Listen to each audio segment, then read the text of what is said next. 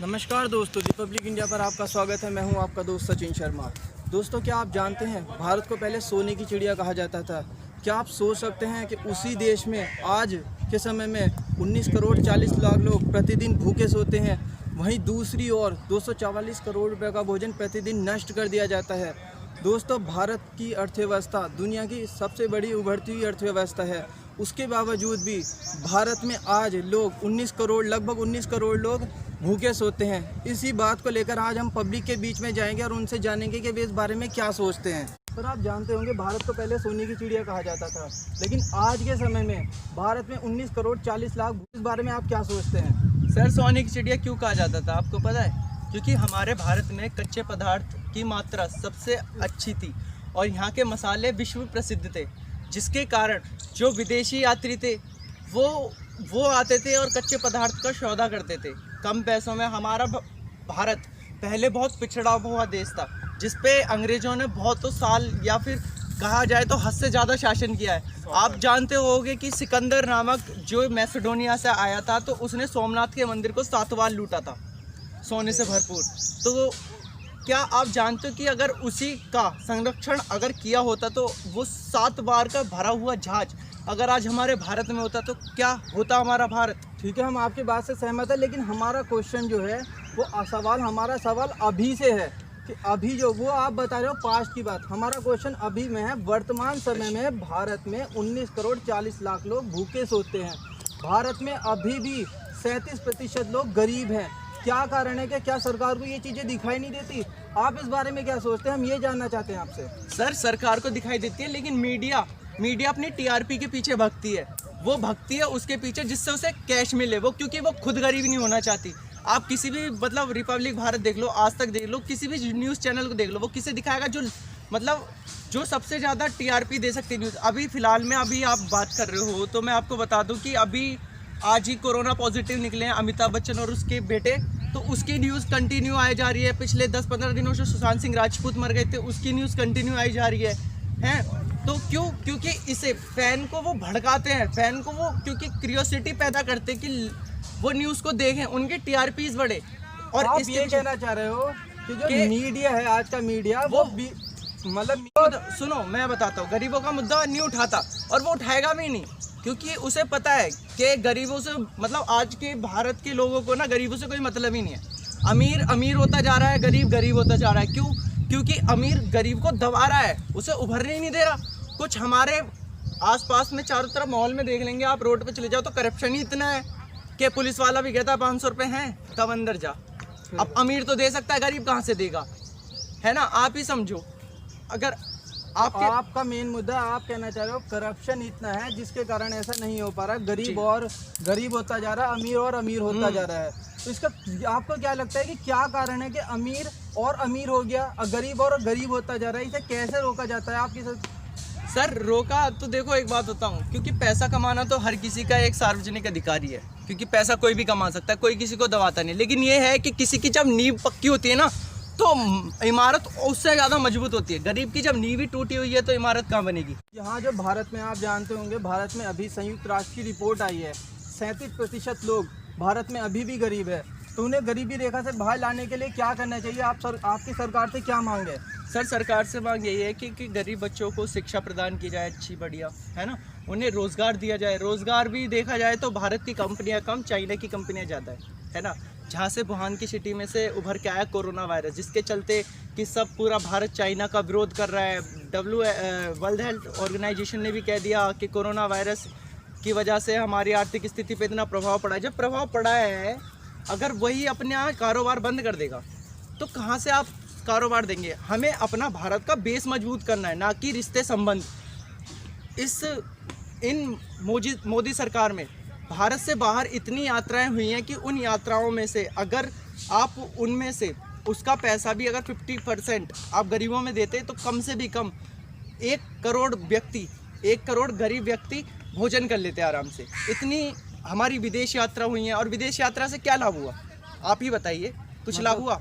जब आप कहना चाह रहे हो जो मोदी जी ने विदेश यात्राएं करी हैं, ना। तो उसके बारे में हम आपको बताना चाहेंगे, जो मोदी जी की विदेश यात्रा उनकी विदेश नीति का एक हिस्सा है, जिसके कारण आज भारत के साथ अमेरिका, इजराइल, रूस सभी साथ में हैं। तो वो एक विदेश नीति का एक हिस्सा है। वो एक राजनीतिक विदेशी राजनीतिक एक कूटनीति होती है। जैसे कि अभी इजराइल ने हमें बहुत सारे परमाणु हथियार, लड़ाकू विमान, ये सब फाइटर जेट वगैरह, रूस हमें मिसाइलें दे रहा है।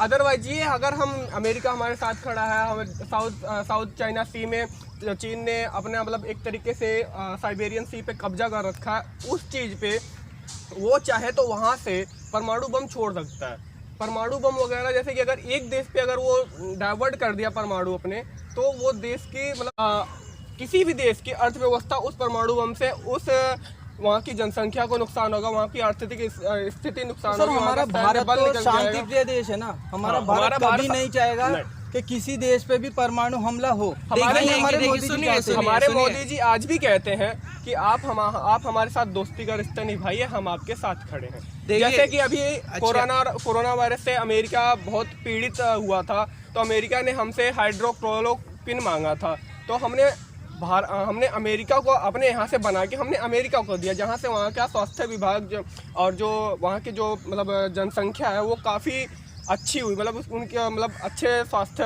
हो गए उनके। तो ऐसे होते हैं, ये होती है विदेशी कूटनीति। जैसे ये हमारे भाई साहब कह रहे हैं कि मोदी जी ने बहुत सारी विदेशी यात्राएं की, उसी वजह से आज हमारे साथ ब्रिटेन, रूस, इजराइल, अमेरिका, जापान, ये सारे देश हमारे साथ खड़े हैं।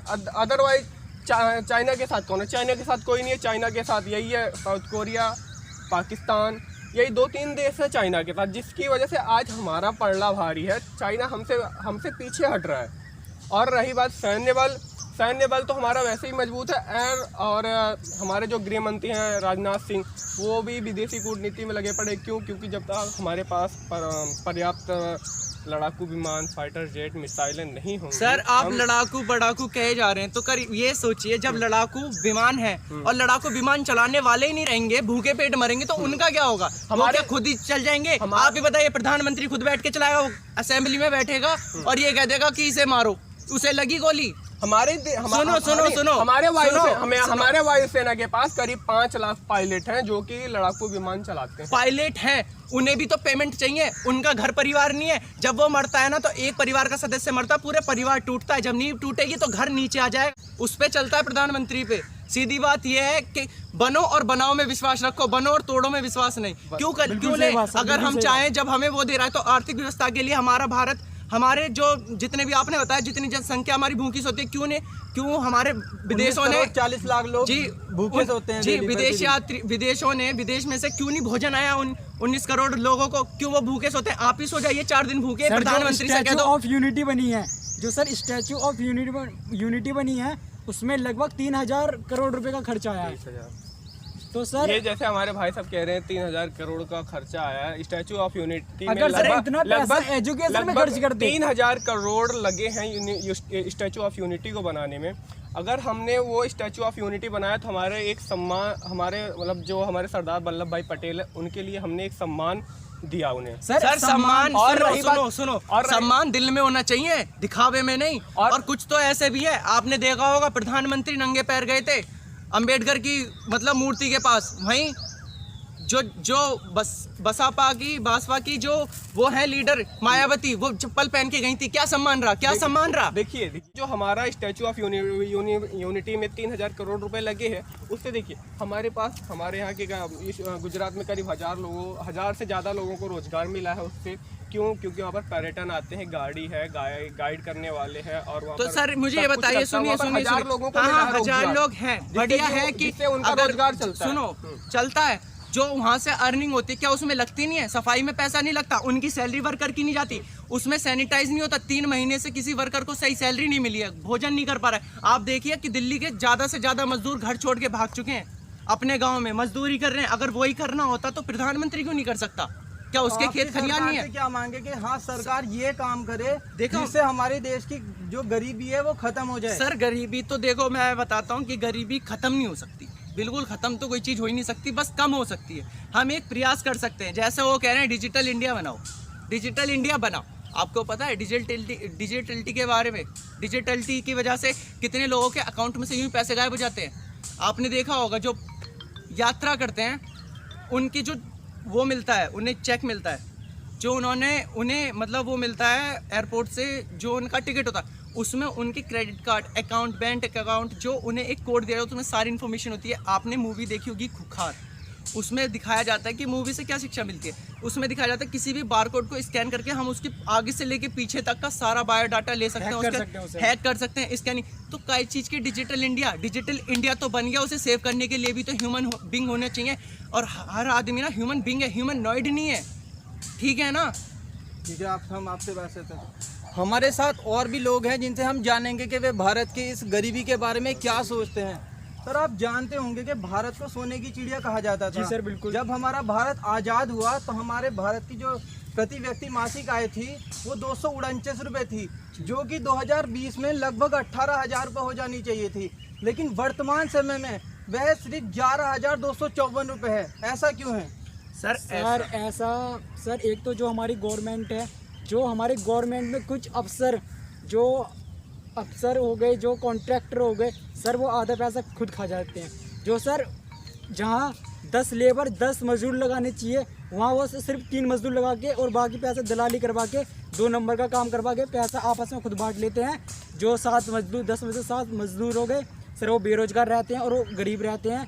उन्हें जब रोजगार ही नहीं मिलेगा तो सर वो खाएंगे क्या? और सर उनके दूसरा बच्चे टॉपिक अच्छी शिक्षा कहाँ से लेंगे? मैं बताता हूँ। दूसरा टॉपिक ये भी है कि हमारे जो देश है, जब से आप कह रहे हो कि गरीब है ना, जैसा मैं बताता हूँ आपको, वैसे कहना चाहिए नहीं कहना चाहिए वो मुझसे आप अच्छा जानते हो, पर हमारे देश को एक ST OBC ये सब ले डूबा। जब आप कहना चाह रहे हो आरक्षण भीमराव अंबेडकर हुए थे, उन्होंने कहा था कि 10 साल के लिए सिर्फ मेंटेनेंस के लिए प्रोविजन था ये। तो उन्होंने रेगुलरली कर लिया।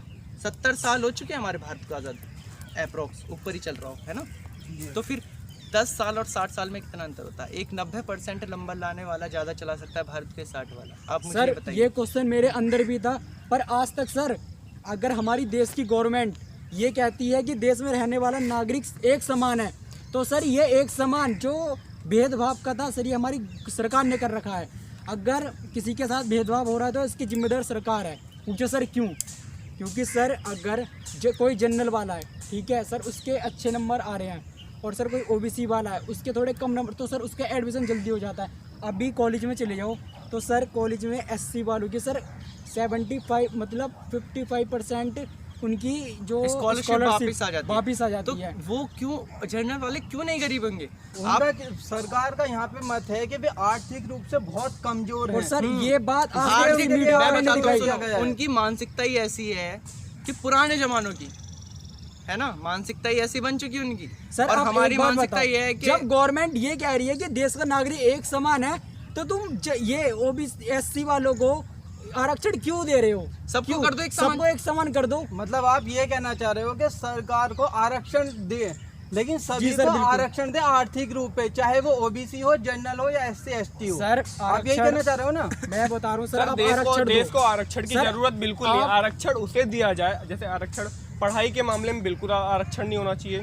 जैसे कि कुछ लोग होते हैं, जैसे कि जो अमीर बाप की औलाद हैं, वो आरक्षण के नाम पे अपनी मतलब कॉलेज में सीट बुक कर लेते हैं, जैसे कि उनके बाप के पास बहुत पैसा, बहुत बड़े अमीर बाप की औलाद है, नहीं है कि वो कॉलेज में डोनेशन के नाम पे रिश्वत दे के अपनी एक सीट बुक करा लेते हैं, जिसमें वो कॉलेज में पैर भी नहीं रखते, सिर्फ आवारागर्दी के नाम पे कॉलेज आते हैं, आवारागर्दी करते हैं, घर जाते हैं। उसके बाद उससे क्या होता है कि उनकी माइंडली सोच जो है वो हमेशा गंदी की गंदी रहती है, ना उन्हें पढ़ना है, ना लिखना है, ना कुछ करना है। फिर वही बंदा पैसे दे के पास होता है। ये बहुत सारी यूनिवर्सिटी के काम है, जैसे कि जो प्राइवेट यूनिवर्सिटी हैं उनमें ये ज़्यादा होता है। क्यों? क्योंकि उन्हें पैसे से मतलब होता है, बच्चा भाड़ में चला जाए उससे सर मैं आपसे एक रिक्वेस्ट करता हूं, और वही सर आप डिलीट मत करिएगा। यही चीज़ जो है हमारे देश को ले डूबा है। आज बहुत सारे मतलब दुनिया में बहुत सारे वैज्ञानिक हैं, वैक्सीन बनाने में हमें करीब 1 से 2 साल लगता है, ज़्यादा से ज़्यादा 3 साल लगता है। लेकिन अभी हमारे इंडिया में ऐसे वैज्ञानिक भी हैं जो कि जैसे कि भारत फार्मास्यूटिकल लिमिटेड हो गई, इन्होंने एक वैक्सीन बनाई है जो भारत के नाम पे है, वो भी कोरोना के लिए है। अभी उसका टेस्टिंग चालू है। तो क्यों ना हम ऐसी पढ़ा अपने इंडिया में ही ऐसे मतलब आरक्षण को ख़त्म कर दें, जिससे हमारे यहाँ के बच्चे जो हैं हमारे यहाँ के लगभग 35% वैज्ञानिक जो हैं वो अदर कंट्री में जाके रहते हैं। अमेरिका हो गया, रूस हो गया, इजराइल हो गया, ऐसे जगहों पे जाके रहते हैं। क्यों? क्योंकि उन्हें वहाँ पर अच्छी तनख्वाह मिलती है, अच्छे रहने के लिए मिलते हैं, अच्छी चीज़ें होती हैं, अच्छे डिसिप्लिन होते हैं जो कि उन्हें पसंद। पढ़े लिखे इंसान को कोई भी, जैसे अब इंडिया है, इंडिया में कोई पढ़ा लिखा इंसान है और एक अनपढ़ है, मूर्ख है, जाहिल है, वो किसी भी तरीके से बात कर सकता है। अब और जो पढ़ा लिखा इंसान है वो हमेशा तहजीब में रह के बात करेगा, हमेशा रूल एंड डिसिप्लिन में रहेगा। ये चीज़ें हमारे देश में तब तक नहीं आएंगी जब तक हम आरक्षण नहीं हटा देंगे। और पढ़ाई से हमें आरक्षण इसलिए हटाना ज़रूरी है क्योंकि जो हमारे होनहार बच्चे हैं उन्हें आगे को मौका नहीं मिल पाता, उन्हें स्कॉलरशिप नहीं मिल पाती। जैसे कि जो गरीब माँ बाप के बच्चे हैं वो आगे अपनी 12th के बाद अपनी पढ़ाई नहीं कर पाते। क्यों? क्योंकि कॉलेज में इतनी महंगी पढ़ाई हो चुकी है जरूरी कि है गरीब माँ बाप का बच्चा नहीं पढ़ पाता और वही अमीर बाप का वो है सर, वो पैसे देता है, जनरल में वो भी दे के पढ़ ऐसे लेता हैं है। जिनके 2 वक्त की रोटी खाने को नहीं मिलती। आरक्षण उसे मिलना चाहिए, आरक्षण आरक्षण उसे मिलना चाहिए जिसे कि हाँ लेकिन जरूरत, हाँ इस बंदे को आरक्षण की जरूरत है, इसे दिया जाना चाहिए। सरकार कुछ आप ऐसा अच्छी नियम बात बनाए। बोल रहे हैं, आपकी बात सरकार तक जरूर पहुंचनी चाहिए, लेकिन आप साथ में आम आदमी के भी तो कुछ कर्तव्य हैं। गरीबी जो भारत में गरीबी है उसमें कहीं ना कहीं हम भी जिम्मेदार हैं। बिल्कुल बिल्कुल सर, रीजन बताता हूँ आपको। बिना देखिए जो हम लोग आम आदमी में जो हमारा कर्तव्य बनता है, जैसे कि अपने पॉपुलेशन कंट्रोल पे, जैसे कि कभी कभी मतलब लगभग आजकल लोग इतने समझदार हो चुके हैं, वो 2 चाइल्ड से ज़्यादा नहीं करते। ये 2 चाइल्ड मतलब 2 चाइल्ड हमारे यहाँ होना चाहिए, जैसे कि भारत सरकार भी कहती है हम 2 हमारे 2। तो इस चीज़ों पे हमें ऐसा करना चाहिए जैसे कि कोई मतलब बहुत सारे, मैं नाम नहीं लेना चाहूँगा कौन कौन से समुदाय के लोग हैं, बहुत सारे लोग हैं जो कि आज भी 8-8 10 बच्चे पैदा करते हैं। औरतें बच्चा पैदा करने की मशीन नहीं होती, औरतों का काम है क्या? चलिए आपके मतलब आपके घर में है तो आपने 2 बच्चे खाए, बहुत अच्छी बात है, किसी का घर सूना ना रहे। आप उन 2 बच्चों को पढ़ाइए लिखाइए, अपने फैमिली के साथ अच्छी तरीके से रहिए। ये ज़रूरी नहीं कि हमें 8 बच्चे पैदा करने हैं, हमें ऐसा। जब इंसान अपने 8 बच्चे पैदा कर लेगा और खाने की हैसियत नहीं रहेंगी तो वहीं से हमारे बेरोजगारी चालू हो जाती है। बेरोजगारी जब चालू होगी तो चोरी चमारी, लूटपाट, डकैती, हत्या, मर्डर ये सब रहेंगे। और जब ये रहेंगे तो हमारा देश कभी आगे नहीं बढ़ पाएगा। और रही बात बेरोजगारी की और गरीबी की, तो गरीबी कैसे मिटेगी आप बताइए। आज अगर एक लेबर किसी भी कंपनी में जा रहा है, अगर वो पढ़ा लिखा है तो भी ठीक है, नहीं है तो भी ठीक है। पढ़ा लिखा इंसान जो है उसे भी वही गधे वाली नौकरी मिलती है, जो अनपढ़ है तो उसे मान लो करना है, उसकी भी वही 8600 ग्रेजुएटी में जो आज सैलरी मिलती है। हर कंपनी वाले में चले जाओ, सबसे निचली सैलरी उसकी 6000 होती है, कट पीट के 6000 मिलती है। वैसे होनी चाहिए 8600 में से ज़्यादातर लोग ठेकेदार खाते हैं।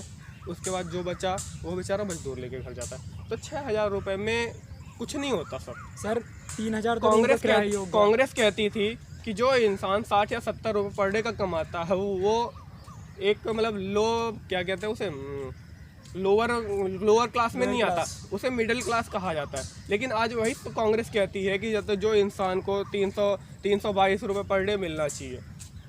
तो क्यों कांग्रेस ने 60 से 65 साल राज किया है देश पे? कांग्रेस ने सिर्फ देश को खाया है ना कि ये कहना चाह रहे हो जो कांग्रेस सरकार थी उसने काफी समय भारत पे शासन किया, बस उसकी नीतियां जो थी वो सही नहीं थी। अब देखिए अभी जो सोनिया गांधी हैं और राहुल गांधी हैं, उनके चीन से समस्या उनकी उभरती जा रही है। उनकी तो देश में ही समस्या उभर रही है, अब अदर कंट्री से भी। अभी उन लोगों ने 90 लाख रुपए लिया था, जो राजीव गांधी थे उनके नाम पे एक फंड फाउंडेशन ऑर्गेनाइज हुआ था, उनके नाम पे उन्होंने चीन से 90 लाख रुपए लिए थे। उसके बाद उन्होंने देश में इतने घोटाले किए। उनकी बेटी जो है प्रियंका गांधी, वो करीब 23 सालों से सरकारी बंगले पे कब्जा किया, ना जबकि ना वो सांसद है, ना कुछ है, ना कुछ है। उस बंगले की कीमत आज 500 करोड़ रुपए है। अभी तो उसे खाली करने का नोटिस किया है, बट उसी पे अब उनके जो लोग हैं वो विरोध करते हैं। ये जो विरोध है किसके लिए कर रहे हो? वो जो 500 करोड़ रुपए हैं, आपको लग रहा है मैं नहीं दे रहा, आपको लग रहा है प्रियंका गांधी दे रही है, लेकिन वो नहीं दे रही, आपकी जेब से जा रहा है। क्यों? क्योंकि जो टैक्स नाम की चीज़ होती है ना, वो वहीं पर जाके खर्च होता है। और वो जो बंगले हैं जिसको एसपीजी सिक्योरिटी मिलती है, सिर्फ उनके लिए बंगले होते हैं, जो इस देश के लिए कुछ कर रहे हैं उनके लिए होते हैं। नहीं जी, मैं तो इंदिरा गांधी की पोती हूँ तो मुझे ये बंगला चाहिए, गद्दू चाहिए बंगला। तो मेन बात हम दोबारा अपने मुद्दे पर आते हैं। हमारा मुद्दा तो ये कि आम आदमी के भी कुछ रिस्पॉन्सिबिलिटीज़ है, कुछ कर्तव्य हैं।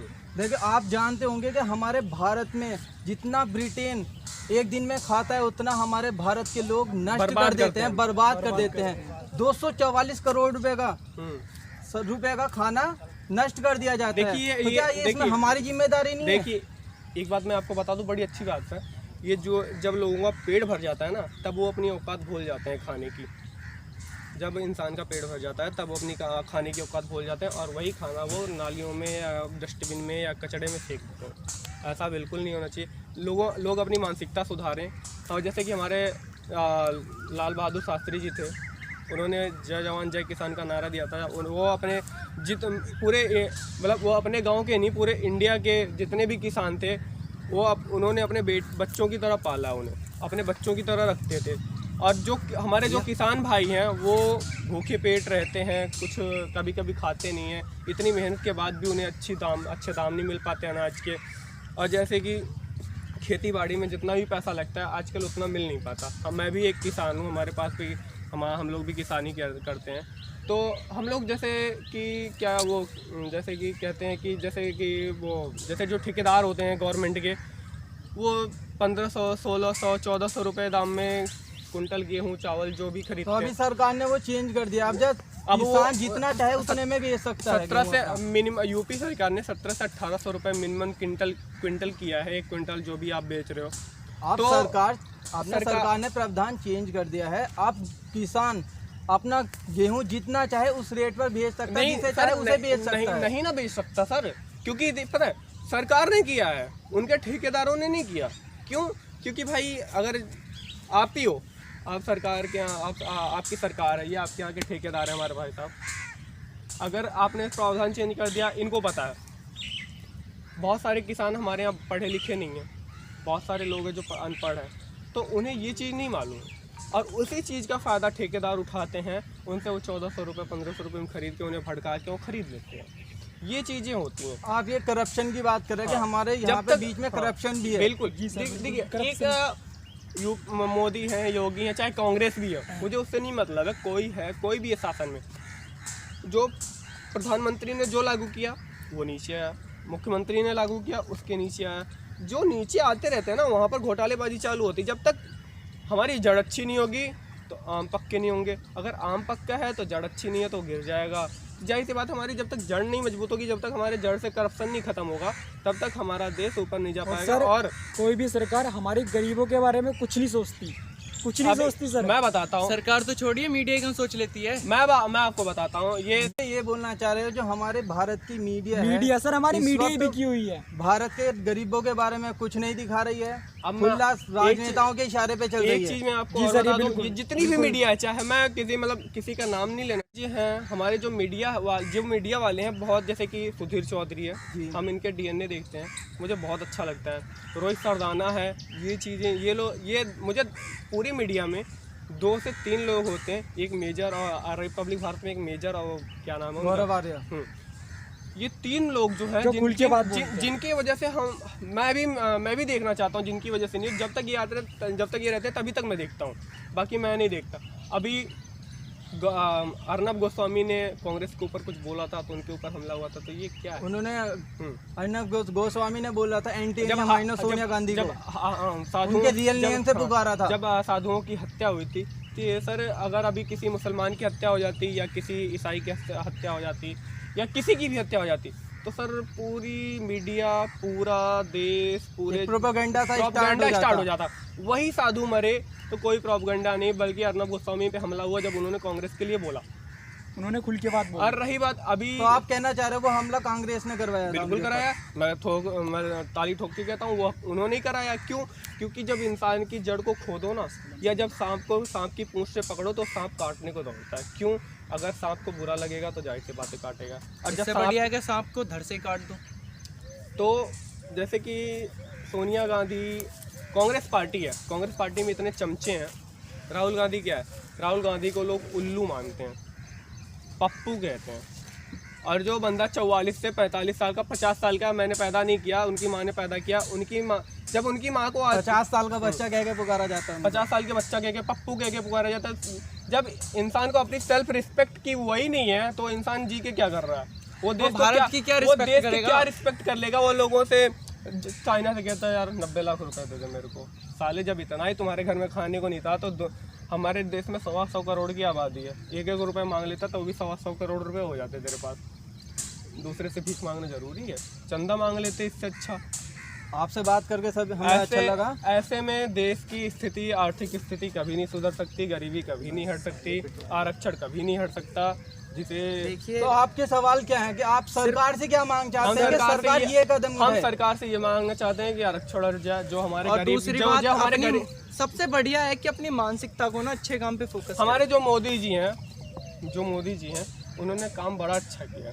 लोग आज भी सोचते हैं कि क्या किया, लेकिन वो ये नहीं देखते कि उन्होंने उसी तरह दूसरी साइड विपक्ष का कहना है कि सरकार ने तो जो काम किया दिखावा किया है, काम सर जमीनी सर स्तर मैं पर कुछ आपको नहीं एक है। चीज बताता हूँ, सर, एक चीज बड़ी- बताता हूँ। बड़ी- हमारे भारत पे कांग्रेस ने बहुत ज्यादा राज किया था, लेकिन फिर भी किसी को नहीं पता था कि पंडित जवाहरलाल नेहरू किस नंबर के प्रधानमंत्री थे।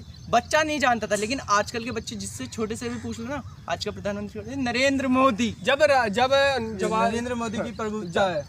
जब नहीं देखिए, जब जवाहरलाल नेहरू प्रधानमंत्री थे तो जो ब्रिटेन की एक कोई लेडीज थी, एडिनो या फेडिनो नाम की जो भी थी, उनकी मतलब जवाहरलाल नेहरू जी पत्र लिखते थे तो वो जाता था, एयर इंडिया का विमान लंदन जाता था वो पत्र पहुंचाने के लिए। खर्चा कौन झेलेगा भाई? उनके बाप ने नहीं, उनके बाप ने रख के गया है कि उनकी माँ रख के गई है। वो सिगार पीते थे वहाँ, अंग्रेज मतलब जो भी उनकी जो फ्रेंड हैं, अंग्रेज हैं, जो भी लंदन, फ्रांस, ब्रिटेन, जहाँ पर भी हो, उनके साथ फ़ोटो खिंचाते थे। एक बार वो रैली कर रहे थे, रैली करते हुए जब हाँ आज़ाद सिंह में मतलब वो रैली कर रहे थे, आज़ाद सिंह कुछ लोगों को लेके आए, कुछ पुलिस वाले भी थे। तो वो तुम भारत के प्रधानमंत्री हो ना, तुम्हारी इतनी नहीं फटनी चाहिए। वो पुलिस का डंडा देखते ही छुप गए रैली से। ऐसा भी कि तुम प्रधानमंत्री बनने के लायक हो, तुम्हें तो गोली चल जाए तो तुम भारत को बेच के चले जाओगे। आज जैसे कि भगत सिंह को जब फांसी होनी थी तो हमारे चंद्रशेखर आज़ाद जी जो आज हमारे साथ मतलब नहीं थे, पर्याप्त सारी मतलब जो तैयारियां थी सब कुछ पर्याप्त थे, लेकिन नेहरू जी ने वो चीज़ें नहीं की जो आज़ाद जी ने बोली। सर मैं आपसे और मेन एक बात कहना चाहता हूँ। मात्र 15 मिनट बाद जब आज़ाद जी ने बोला मैं इस पार्क में जा रहा हूँ जो कि आज इलाहाबाद में है, उस पार्क में वो मतलब वो निकल गए। किसे मालूम था? सिर्फ नेहरू जी को मालूम था। नेहरू जी ने आज़ाद जी को मरवाने के लिए अंग्रेज सिपाही भेजे। क्यों? ये भी तो हो सकता था वो उन्हें जिंदा पकड़वा सकते थे, लेकिन नहीं, उन्होंने अंग्रेजों से ये बोला कि तुम उन्हें मार देना। अंग्रेज उन्हें तो नहीं मार पाए। आज़ाद जी ने तो अपने आप को खुद शूट किया था। अंग्रेज उन्हें नहीं मार पाए ना, उन्हें छू पाए थे जब तक उनके हाथ में गोलियां थी। सर आपको प्रेशर सिर्फ यहाँ का दिखता है, यहाँ का नहीं दिखता। और दूसरी बात सर मुझे ये बताइए कि महात्मा गांधी, जवाहरलाल नेहरू कौन से कुंडल कवच पहन के आए थे जो जिनमें एक भी डंडा नहीं लगा अंग्रेजों का? पिटते तो वो भी क्यों नहीं छिते? महात्मा गांधी ने ये बोला था। एक बात बताइए, भगत सिंह, राजदेव, सुखदेव, आज़ाद, ये सब क्या उग्रवादी थे? इन्होंने सुभाष चंद्र बोस उग्रवादी थे? इन्होंने अपने देश की रक्षा करने के लिए अपनी जान गंवाई। लेकिन आज किताबों में किसे पढ़ा जाता? महात्मा गांधी को पढ़ा जाता है, जवाहरलाल ने। इन्होंने क्या किया? बंडा किया देश के लिए। सर हम पढ़ते हैं मोहम्मद गौरी को। आप महाराज पुरुषोत्तम के बारे में जानते हैं? महाराणा प्रताप को नहीं पढ़ाया जाता है, सिर्फ उन्हें एक कविता के रूप में दे दिया गया है। क्यों? मैं आपसे सिर्फ इतना पूछता हूँ, आप ये कहना चाह रहे हो कि जो हमारी सरकार थी, कांग्रेस सरकार ने हमारी शिक्षा प्रणाली में जो मेन लोग थे भारत के, जैसे महाराणा प्रताप हो गए, पृथ्वीराज चौहान हो गए, सुनिए शिवाजी हो गए, इनको नहीं पढ़ाया गया। लोगों को नहीं दिया। मोहम्मद गौरी, मोहम्मद गजनवी, खिलजी, अकबर वगैरह के बारे में ज्यादा पढ़ाया गया। जवाहरलाल नेहरू, महात्मा गांधी, जोधा अकबर का बता दिया। और उसी के ऊपर विवाद करवाते हैं कि एक हिंदू की औरत मोमदन के घर भी आई। ये क्या बदतमीजी है? और आप जानते होंगे कि ये जो इनके राहुल गांधी जी के जो भी थी उनके पूर्व, वो इटली में बार डांसर थी। अब चाहे सोनिया गांधी। जी